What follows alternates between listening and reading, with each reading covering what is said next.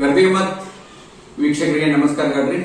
ಗರ್ದಿ ಗಮ್ಮತ್ page follower ಆಗ್ರಿ, YouTube subscribe ಆಗ್ರಿ, share ಮಾಡ್ರಿ, like ಮಾಡ್ರಿ, ಕಮೆಂಟ್ ಮಾಡ್ರಿ. ಪ್ರತಿ ದಿವಸ ಶೇರ್ ಕಮೆಂಟ್ ಲೈಕ್ ಮಾಡೋರಿಗೆಲ್ಲ ಕೋಟಿ ಕೋಟಿ ನಮಸ್ಕಾರ. ಈಗ ನಮ್ಮ ಯುವ ಜನಾಂಗಕ್ಕ ಈ ಜಾತ್ರೆಗಳ ಹೆಂಗಾಗ್ತಾವು, ಹೆಣ್ಣು ದೇವ್ರ ಜಾತ್ರೆಗಳ, ಯಾಕಂದ್ರೆ ವಿಶೇಷ ಬಹಳ ಅದ್ದೂರಿಯಿಂದ ಮತ್ತು 3 ವರ್ಷಕ್ಕೊಮ್ಮೆ, 5 ವರ್ಷಕ್ಕೊಮ್ಮೆ, 7, 9, 11, 21 ವರ್ಷಕ್ಕೊಮ್ಮೆ ಆಗ್ತಿರ್ತಾವ ದೊಡ್ಡ ದೊಡ್ಡ ಜಾತ್ರೆ. ಅದ ಹಿರಿಯರು ಮಾಡಿದ ಕೆಲವೊಂದು ಪದ್ಧತಿ, ಸಂಪ್ರದಾಯ. ಆ ಸಂಪ್ರದಾಯ ಬಿಟ್ಟು ಯಾರು ಇವತ್ತಿನ ಮಟ್ಟ ಹೊಸ ಸಂಪ್ರದಾಯ ಹಾಕಿದ ಉದಾಹರಣೆ ನಮ್ಮ ರಾಜ್ಯದಾಗ, ದೇಶದಾಗ ಎಲ್ಲೂ ಇಲ್ಲ. ಅವ್ರಿಗೆ ದೈವಾಚಾರ್ಯನು ಅಂತಾರು, ಪಂಚ್ ಕಮಿಟಿನೂ ಅಂತಾರ. ಅವರನ್ನ ಅದನ್ನ ಜಾತ್ರೆನ ಹೆಂಗ್ ಮಾಡ್ಬೇಕು, ಏನ್ ಮಾಡ್ಬೇಕು, ಎಷ್ಟು ದಿವಸ ನಡೆಸಬೇಕು, ಜಾತ್ರೆ ಅಂದ್ರೆ ಹೆಂಗ್ ಇರ್ಬೇಕಂತ ಮೊದ್ಲ ಊರ್ ಮಂದಿನ ಭಕ್ತಾದಿಗಳನ್ನ ಕರೆದ ಮೀಟಿಂಗ್ ಮಾಡಿ ಆ ಪಂಚ್ ಕಮಿಟಿ ಮಾಡ್ತೈತೆ. ಈ ಜಾತ್ರೆ ತಾರೀಖ್ ಫಿಕ್ಸ್ ಆದ್ಮ್ಯಾಗ 1, 2 ವರ್ಷ, 3 ವರ್ಷ ಮದ್ವಿ, 1 ವರ್ಷ ಮಟ್ಟ ಮದ್ವಿಯನ್ನ ಮಾಡ್ಕೊಳಂಗಿಲ್ಲ ಹೊಸವಾಗಿ ಯಾರು. ಅಥವಾ ಈ ಮನಿ ಕಟ್ಟ್ರ ಅಥವಾ ಹೊಸ ಮನಿ ಓಪನಿಂಗ್ ಮಾಡಂಗಿಲ್ಲ.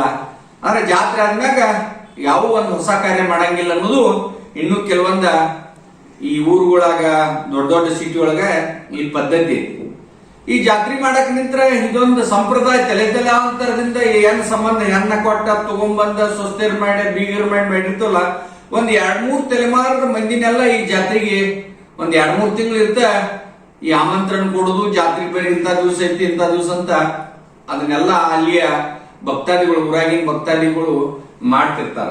ಯಾಕಂದ್ರೆ ಒಂದ ಜಾತ್ರೆ ಮಾಡ್ಬೇಕಾದ್ರೆ 1-2 ದಿವಸ ಆಗೋದಿಲ್ಲ, ವರ್ಷಗಂಟ್ಲೆ ತಯಾರಿ. ಆಮೇಲೆ ಆ ದೇವಿಗೆ ಬಣ್ಣ ಹಚ್ಚಕ್ ಅಲ್ಲಿ ಕಮ್ಮಾರು ಬಡಿಗೆರ್ಗೋ ಅದನ್ನ 6 ತಿಂಗಳ ಮೊದಲನ್ನ ಉಚ್ಚ ಕೆಲಸ, 3 ತಿಂಗಳು 6 ತಿಂಗಳ ಮೊದಲ ಆ ದೇವಿ ಬಣ್ಣ ಹಚ್ಚಕ್ ಕೊಡ್ತಾರ. ಬಣ್ಣ ಹಚ್ಚೋಕ್ಕಿಂತ ಮೊದಲು ಒಮ್ಮೆ ಉಡಿ ತುಂಬತಾರ ದೇವಿದ ಎಲ್ಲ ಊರಾಗಿನ ಮಂದಿ. ಆ ಉಡಿ ತುಂಬು ಪದ್ಧತಿ ಹೆಂಗೈತಂದ್ರ ನಾ ಕೋಟ್ಯಾಧಿಪತಿ ಅದೇನು, ನಾ ಶ್ರೀಮಂತ ಅದೇನು ಅಂತೇಳಿ ಏನೂ ಇಲ್ಲ. ಅಲ್ಲಿ ದೈವಾಚಾರ್ಯ ಇರ್ತೈತಿ, ಖಾತೆದಾರರ, ಇನಾಮದಾರ, ದನೇರ, ಗೌಡ್ರ. ಆಮ್ಯಾಗ ಅಲ್ಲಿ ಏನ ಆ ಒಂದು ಪದ್ಧತಿ ಇರ್ತೈತಿಲ್ಲ, ಸಂಪ್ರದಾಯ ಬಿಟ್ಟು ಯಾರು ಮಾಡೋದಿಲ್ಲ ಇವತ್ತಿನ ಮಟ್ಟನು ಅನ್ಸ್ತಾರ ಆ ದೈವಾಚಾರ್ಯ ಕಮಿಟಿಗೆ, ಪಂಚ್ ಕಮಿಟಿಗೆ. ಆ ಉಡಿ ತುಂಬ್ಯಾಗ ಆಮ್ಯಾಗ ಕೆಲವೊಂದ ಹೊಣ್ಣಾಟಗಳು ಆಗ್ತಾವ. ಆ ದೇವಿ ಎಲ್ಲಿ ಬೇಕಲ್ಲಿ ಹೋಗಿ ಹೊಣ್ಣಾಟ ಆಡ್ತಾವ. ಅದು ಹೊಣ್ಣಾಟ ಆಡ್ ನೋಡುದನ್ನ ಮತ್ ಬಹಳ ಒಂದ ಸಡಗರ. ಯಾಕಂದ್ರ ಕೆಲವೊಂದ್ ಕಡೆ ತೇರ್ ಜಗ್ಗುವಂತ ವ್ಯವಸ್ಥೆಗಳು ಅದಾವ. ಆ ತೇರ್ ಎಲ್ಲಿ ಹೋಗಿ ನಿಂದಿರ್ಬೇಕು, ಎಡ್ದು ಸ್ವಸ್ತಿ ಮಾಡ್ಬೇಕು, ಯಾವ ಜಾಗದಾಗ ನಿಂದಿರ್ಬೇಕು ಅನ್ನೋದ ಮೊದಲಿನಿಂದ ಏನ ಹಿರಿಯರ್ ಹಾಕಿರ್ತಾರ ಅದ ಪದ್ಧತಿ ಇಲ್ಲನ ಹೋಗ್ತಿರ್ತೈತೆ. ಇವತ್ತಿನ ಯೋಜನಾಂಕ ಜಾತ್ರೆ ಅಂದ್ರ ತಪ್ಪು ತಿಳ್ಕೊಬೇಡ್ರಿ. ಬಹಳಷ್ಟು ನಾನು ನೋಡತ್ತೇನೆ ಈಗ ಕುರಿ ಕಡಿಯುದು, ಸೆರೆ ಕುಡಿಸುದು, ಭಂಡಾರ ಆರಿಸುದು, ಇದು ಜಾತ್ರೆ ಅಲ್ಲ.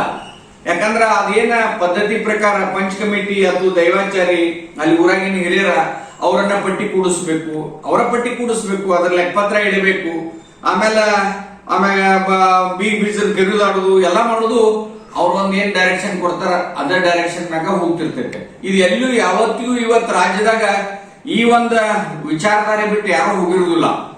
ಅದ ಪದ್ಧತಿ ಪ್ರಕಾರ ಇವತ್ತಿಗೂ 100 ವರ್ಷದ ಇತಿಹಾಸ ತೆಗೆದು ನೋಡ್ರು ಅದೇನ್ ಹಿಂದಿನ ಹಿರಿಯರ ದೈವಾಚಾರಿ ಪಂಚ್ ಕಮಿಟಿ ಅವ್ರು ಏನ್ ಮಾಡಿರ್ತಾರ ಅದೇ ಪ್ರಕಾರ ಜಾತ್ರೆ ಹೋಗ್ತಿರ್ತೈತೆ.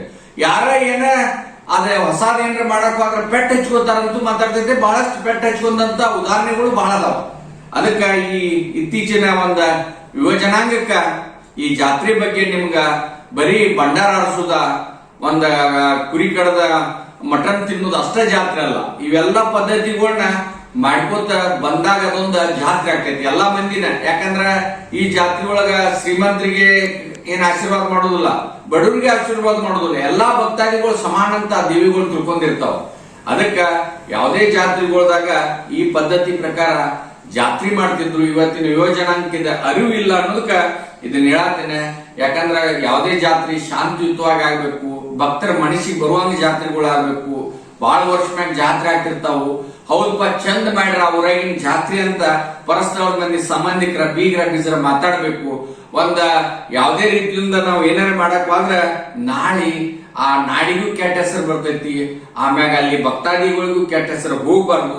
ಇವೇನ್ ಪದ್ಧತಿಗಳು ಅದಾವಲ್ಲ, ಈ ಪದ್ಧತಿ ಹಿಡ್ಕೊಂಡನ ಜಾತ್ರೆ ಮಾಡ್ತಾರಂತ ನಮ್ಮ ಒಂದ್ ವರ್ಷದಿಂದ ನಮ್ಮ ಊರ್ ಜಾತ್ರೆ ಆತ. ಅವಾಗ ಇವೆಲ್ಲ ನಮ್ಗ 21 ವರ್ಷಕ್ಕೆ ಆಗ್ತಿತ್ತು. ಅದು 11 ವರ್ಷಕ್ಕೆ ಈಗ 2-3 ಜಾತ್ರೆ ಮಾಡಿದ್ವು ನಾವು, 11 ವರ್ಷಕ್ಕೆ ಒಂದೊಂದು. ಹಂಗ ಅವು ಏನಿರ್ತೈತಲ್ಲ ದೇವಿಯ ಒಂದ ಮನಸ್ಸಿನ ಪ್ರಕಾರನ ನಾವು ನಡಿಬೇಕಾಗ್ತೈತಿ. ಅದಕ್ಕ ಹಿರಿಯರ ಒಂದ ಶಾಸ್ತ್ರ ಅಥವಾ ಒಂದ ಗಾದಿ ಮಾತು ಹೇಳಿದಾರ, ಜೋಗತಿ ಕುಣಿತಾಳ ಅಂತ ಗರಿತ್ ಕುಣಿಯಾಕ ಆದ್ರ ಗಜ್ಜಿಗೊಮ್ಮೆ ಅಯ್ಯೋ ಅಂತಾರಂತ. ಯಾರು ಏನ್ ಮಾಡ್ಬೇಕಲ್ಲ ಅವ್ರ ಮಾಡಿದ್ರನ ಚಂದ ಇರ್ತೈತಂತ ಅಲ್ಲಿಯ ಭಕ್ತಾದಿಗಳು, ಎಲ್ಲಿ ನಾವು ಏನ್ ಕೇಳಿದೇವಲ್ಲ ಆ ಭಕ್ತಾದಿಗಳು ಹೇಳಿದ್ನ ನಿಮ್ ಮುಂದೆ ಹೇಳ್ತೇನೆ. ನಮಸ್ಕಾರ.